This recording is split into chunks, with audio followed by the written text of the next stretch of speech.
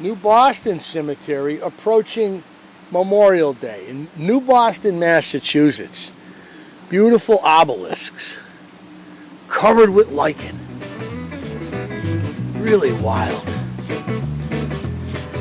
Veteran of the American Civil War. Beyond lichen-covered obelisks, we have some really interesting stones here made of that white bronze, really zinc, cast down in Connecticut, in Bridgeport, at the monumental, what is it called? Bridgeport Monumental Marker Company. I don't know. I'll remember. You can see they are very different than the other stones. You can once you learn how to spot them, you can see them pretty easily. Notice we have two here, and just beyond these two, there's a couple others in the same pattern. Where the heck are they? Oh, here's the Gaylord family in this pattern, and you can see over here a similar pattern. Well, the same pattern, but with different inlays. See, the gentleman here was a Mason, and they could inlay the Masonic symbol on this side and a cross covered with ivy on the other. Old Joe Clark, great song. Old Joe Clark of New Boston, Massachusetts. See the one on the other side. Same pattern, but different inlays. Here are your traditional stones and granite. Looks like there was definitely some tree problems here. And you can see there's not as much flocks as there was in years past. Probably because they had to do some tree removal. Yep. Alcott Cone and Jane Stratton, his wife.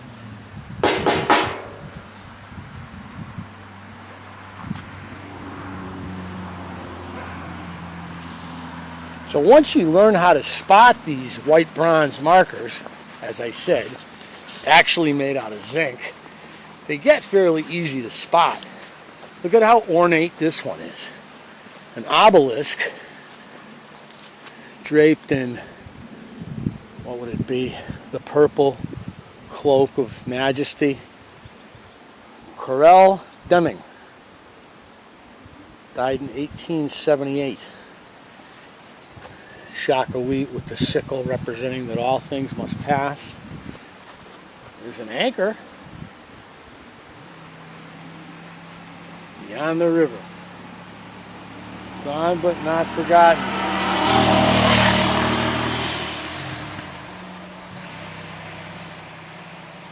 White bronze. Another one here. A bit of history. Sometimes history has a paranormal quality to it. And what is that saying? What we have here is a stone that has been basically made the home of by colonies of lichen. And it is creating a very unique and strange alphabet. I wonder if some of you might like to try to transcribe what that is actually saying. Because of the carving into the stone of the names and words on the stone, the lichen is arranging itself in some strange and interesting patterns. Maybe a little bit of paranormal too. Just about 3 miles south of Sandisfield, in the cemetery that I was just banging around in, is Coldbrook River Lake, which is an impoundment of the Farmington River built by the Army Corps of Engineers in the mid-1960s to prevent another 55 flood. I met Tom down there, Officer Thump, for a little bit of bass action. There are 2 boat ramps you can use, one in the north, which isn't always open, and the centrally located main public access. Now, if you fish Coldbrook, you're going to be fishing deep water, and there's multiple species in there. Another interesting thing about the reservoir is that Coldbrook can be fished with a Mass or Connecticut license. Connecticut rules apply if you ever get down there to check it out. Yep, white spinnerbait. And it's a largemouth, Tom, I think. No, it's a smallmouth. And that guy had a hit. He had to be in 25, 30 feet of water. He came whipping up and hit it. It's not a big smallmouth, but nonetheless, a bronzeback has succumbed to another spinnerbait. Much of Connecticut are known for. And there's all kinds of flooded brush. And one of the patterns that you really want to use in here is hitting flooded brush. If you're fishing this lake, you really can't lose if you just keep banging on the brush. Now we're fishing kayaks. I mean, you could run and gun this lake. Find the big flats where the, wherever the lake level is, you have an area where there's a lot of this flooded brush because it's a flat. So you might have an acre or two of flooded brush that is perfect spinnerbait water. It's like you're fishing one of the big southern reservoirs like Toledo Bend. And you can see some of that flooded brush right to my right where Tom is. I'm sure there's flooded brush under Tom. So on the spawn they're in shallow, but on the post spawn they'll pull out to the first real structure away from their spawning beds. So you'll pick them up out if you know where that flooded brush is. That's a J9. My refined eye for Impalas detects a J9 hanging on the end of your pole right now, Tom. I do not have a J9 with me. Oh, one just came out of the water right there. That was awesome. There's a lot of fish on this show. All on your spinnerbait, Yep, there's another one. Yes. Oh, he got off. Oh. And I don't have a worm on the back of this. I just have a spinnerbait. They're short striking it. They're not crushing. Well, they're crushing it, but they're not taking the whole darn spinnerbait, so I'm missing them.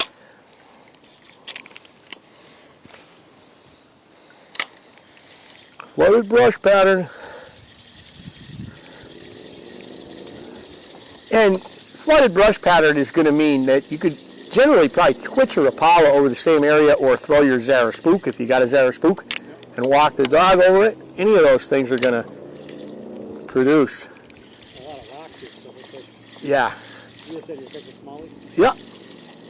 This is the great reaction bait. You're small, you're just dragging them up. They see it. And I mean, this lake, because it's got the rivers going into it, has a lot of minnows. So you're going to have fish that are relating to minnows in here. You also have great boulders. And the Farmington River's always been known for crayfish. So there's going to be some fish relating to crayfish. The grub has always worked good in here. Our bet you the blade bait would work in here earlier in the year. But of course our blade bait master isn't with us. Yeah, you guys know who I'm talking about. That's Beetroot. He is not here. He pulled a muscle lifting weights this morning and didn't feel like he could make it. And this is a cool place to see bald eagles and all kinds of wildlife on the shore. It's owned by the Army Corps of Engineers. It's like they block off Littleville too. So it gets blocked off. So a lot of guys don't ice fish it. And then that's good for a lake, I think, because a lot of these lakes get over ice fished. And everybody says they don't ice fish, but when you go by a lake on a Sunday, everybody and their brother's ice fishing, right? Right. And a lot of ice fishermen keep what they catch. Because a lot of them aren't actual sportsmen. They're guys that go out, and they're going to spend a Sunday on the ice drinking blackberry brandy, and they got to have something to show when they get home. I find it annoying. Not that I'm against ice fishing. I just want to see warm water species protected during ice fishing. Now, pike and pickerel, keep those. They have a high reproductive rate, and keeping some is going to actually increase the population. That's what they're finding in all these lakes that pike have gotten into. They're finding out that you can put an open season on pike and it actually is better for the pike fishery. It creates like a, I don't know, niche diversification or something like that if you're talking about biology, and you got the big fish that are at a particular depth, and the little guys and the hammerheads are at different depths, and they're able to do their thing. They actually, I had a guy behind me. I saw him behind me. I saw his bronzeness behind me, because these smallmouth bass in here are very bronze. So we got another little smallmouth on here. Not huge. Oh, but he's feisty. Oh, and he's off. Long line release.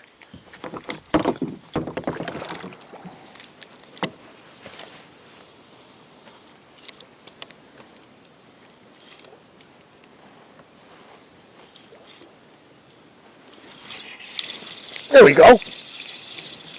One gave it a bang on the surface. I'm hoping it's a pumpkin seed. It's not. It's a little smallmouth. Oh, it's ruining my day.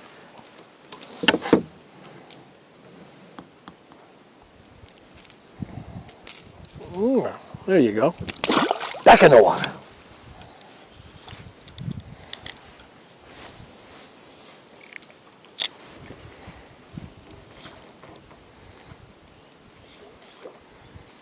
And I always tell people about fishing, sun versus shade. In the shade, the fish are likely to be much more spread out because they don't like the sun. In the sun, they're going to be tight to cover.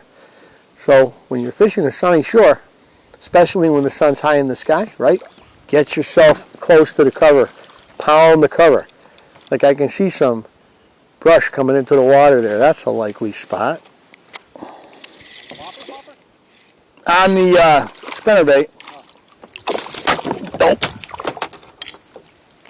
A little bigger, not much. Oh.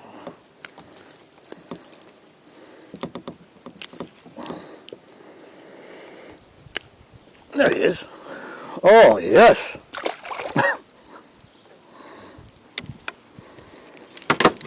There was a little flat there, Tom, and the flat had a lot of, you just went over it, had a lot of grass and stuff on it. So they're probably in there relating to minnows.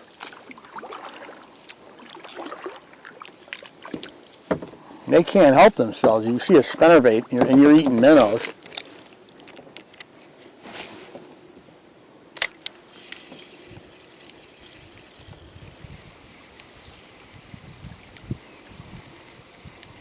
See how quick the lake has reclaimed, or nature has reclaimed, this road. That tar is almost gone. And it's been discontinued since 1965, 63, 64, right in there. So 58, you're 60 years.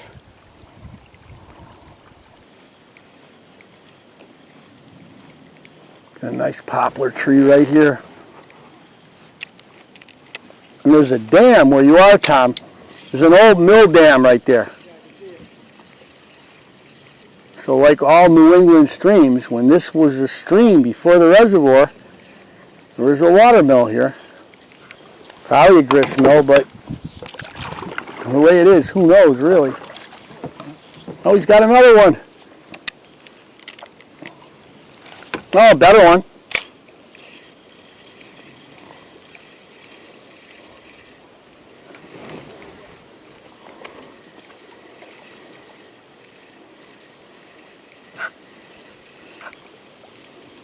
Real power?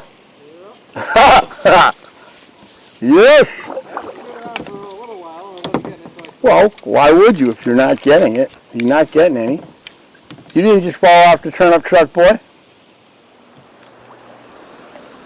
I want to see that water coming in. That's cool, huh? Yeah. Look at that beautiful mountain stream coming in to the reservoir here. It's really nice. You can see why they made a water mill. And this would have, if there was a water mill back there, that means this would have been a reservoir for a while. There would have been like a little bit of a reservoir here. I'm going to hit the right side, Tom's hitting the left side. I got this huge one on though. I don't think it's gonna produce. No! No, you're out. Now I got the wind going like that. Yeah.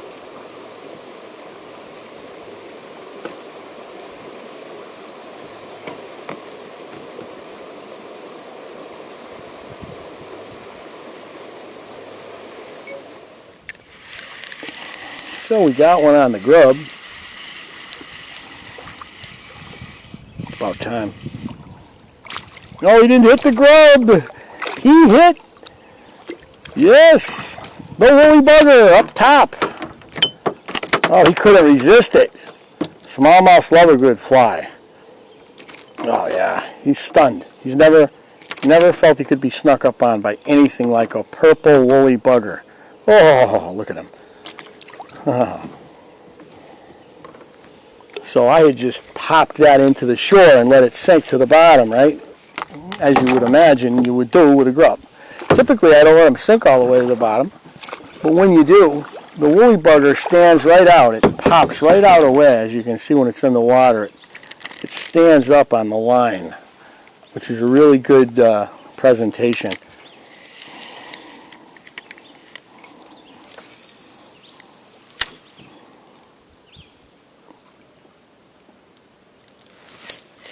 One hit on the sink. Oh, I missed him. Came back. Oh, a minuscule. Oh, he just ate that whole grub. He was thinking big. That's a second year smallmouth. He was born last year, probably in early June. They grow quick.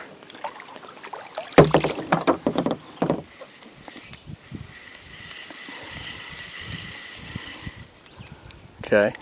You can see my woolly bugger's riding about a foot off the bottom above the grub.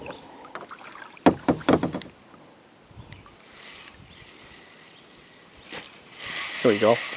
That was a good suck. I felt that suck down on the bottom. Not a big fish, I don't think. Well, he's bigger than the last guy.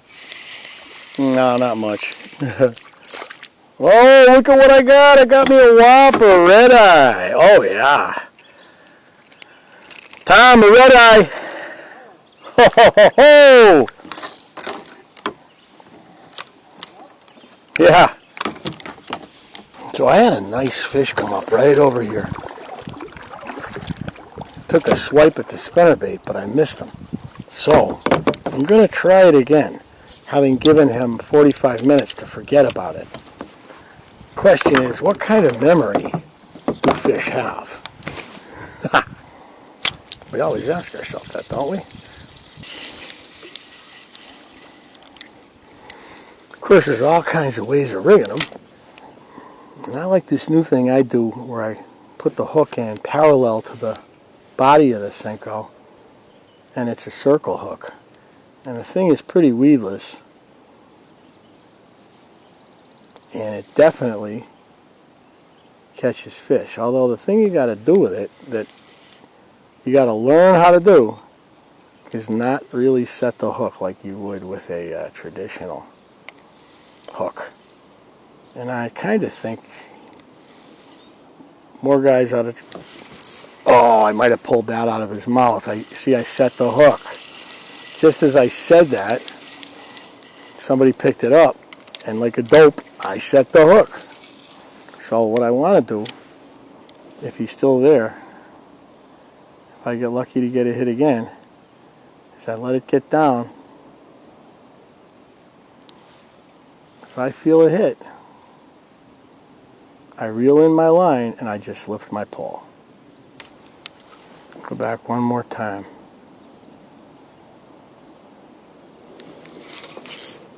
There we go, just like I wanted to. Oh, that was a nice smallmouth, as you just saw. Oh, I set the hook the proper way, but that was a big smallmouth. Well, at least I saw him. That was a good 3.5. And I'm bragging about my circle hook, but it didn't work in that case. I'm going to have to go back though. I have to go back one more time. It's really one of those lakes too that you don't think exists in southern New England. It's very, very pristine, very natural for a reservoir. Like I say, no cottages and really rugged terrain around it. It makes it a lot of fun. Back in the beginning of the 20th century, when they started creating reservoirs, it was very common to see town after town flooded out, houses moved, cemeteries relocated, and that hasn't been going on in a while, other than in these flood control reservoir situations. So here we have stone walls coming right down into the water all over the place, showing us where the old merino sheep farms were, the old vegetable plots were, and like we saw old mills. It's got a lot of cool ruins. And under the lake, right across from me, right out here, and then down to the north, are two bridges where old Route 8 used to, have a couple of roads that came off of it. And these bridges are now underwater, which makes it really neat. I'm a spinnerbait. I put the spinnerbait on because you're mocking me with my bait, and I'm like, I can't allow this. I had to throw.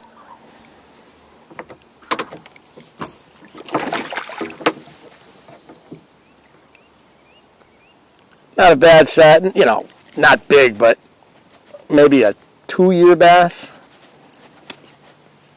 Yeah, probably 2 going into his 3rd year. Hopefully that was a red eye. You can't have everything you want, but hopefully that was a red eye. There we go. Took it off to the side. Came up and grabbed it and took me to the side. I would believe this is a smallmouth, but I'm hoping it's a red eye. Oh, yes. You knew it. A feisty beast of a red eye. Look at that red eye. Look at him. With the sun behind him. You can almost like an x-ray of a red eye. Look at that. Oh, yeah. Look at a red eye. There might be a name for that fish, but I always call it a red eye.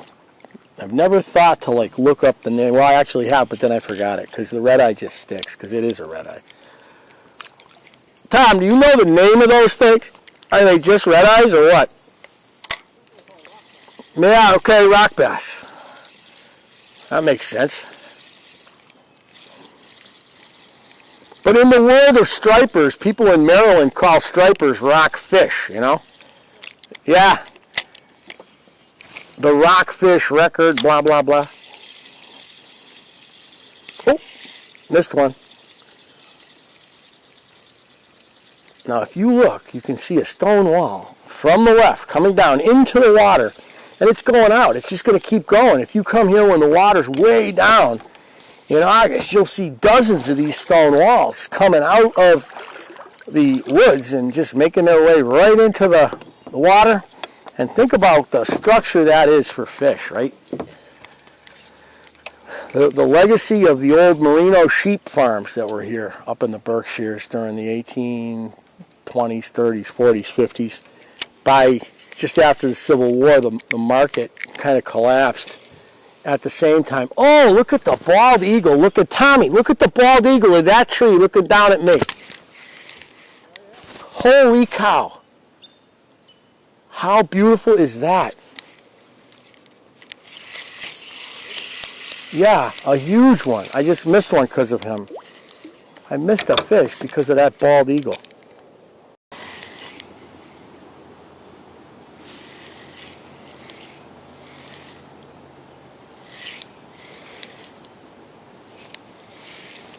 That's the thing about this. It's such an easy thing to do.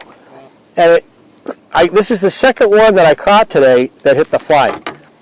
So it's like, what the heck? It doesn't affect your action at all. Those are the white pine. Those are the symbol of American liberty and resistance in the American Revolution. I should do an entire fishing historic places on white pine. There's an idea.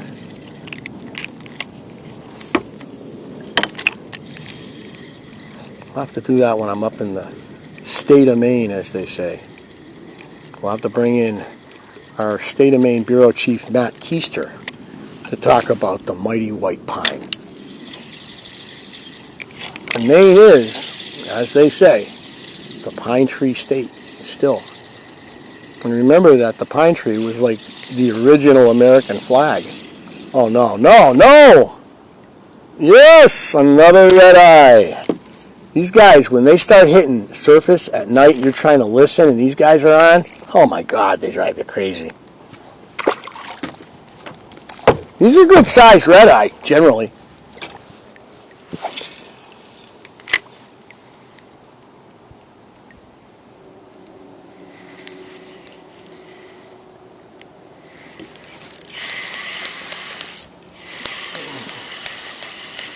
Yeah, I think it's one of them. Oh, and I was right. I wonder if they stay deep and then they come up as it gets darker, you know? But at Noyes Pond, where there's a million of them, I've caught them in the middle of the day in shallow, so that's probably not true.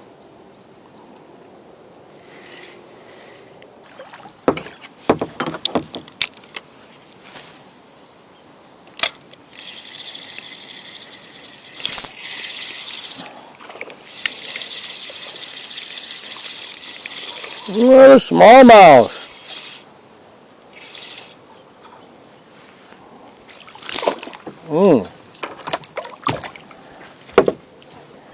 Right through the snout. Snouted. A snouter.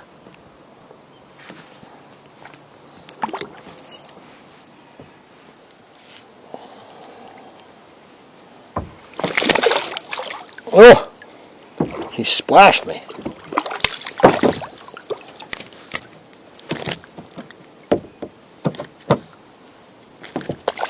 And in he goes.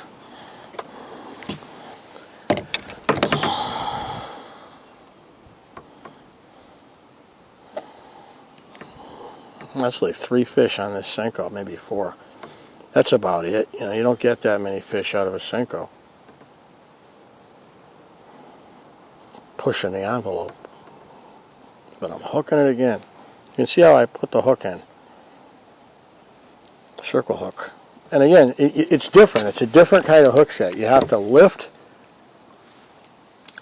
and then just reel. It takes a little bit of getting used to, but once you do, your hookup rate probably goes up. I don't know. But your gut hook fish goes way down. They always get it in the side of the jaw.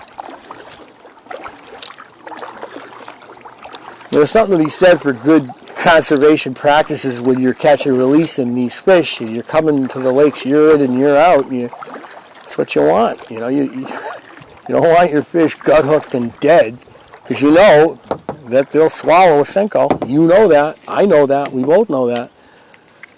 That's why I went to the circle hook, because in New York State they made circle hooks the way you had to fish for stripers. And I said, if I can catch stripers on circles, all I got to do is downsize the hook a little and I'll catch large and smallmouths on the circle. So why not? Oh, there's a red eye on the circle. But I didn't want to set the hook on him. So the sun's going down over the Berkshires here. And Coldbrook proved to be a great little stop. We got a lot of fish. Missed a nice smallmouth. Caught some decent ones. Generally they were danks, but there were a couple in the 2-pound class that both of us caught. 1.5 pounds, 2 pounds. And it's kind of a tough time with the post spawn. Although I think there were plenty of them that were still on their beds.